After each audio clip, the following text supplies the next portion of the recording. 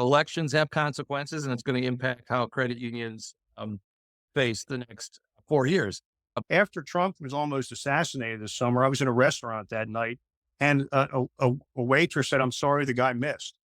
I didn't sign up for this to be in a system where you try to kill your adversaries. That's not what we do in this country. Credit unions need to really roll up their sleeves and get ready for a potential tax fight because the bankers have, if anything, turned up the volume on their attacks.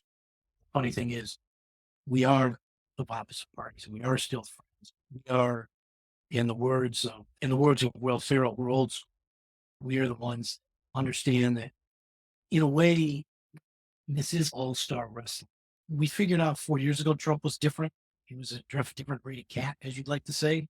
Look, I'm not interested in putting you at the top of the list of entities that need to be taxed, but I am saying that you're going to be under the microscope, just like everybody else.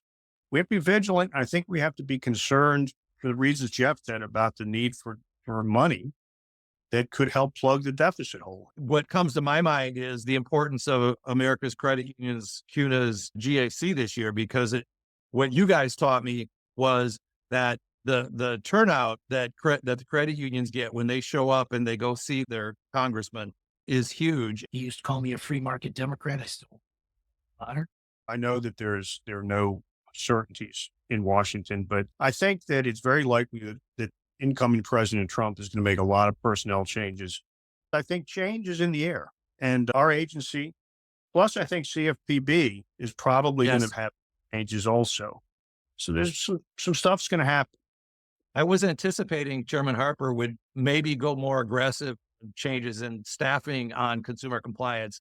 There were some modest tweaks to that, less than I thought based on some of his statements might be coming. The chairman slot holds a different allure for potential nominees than just a board member slot.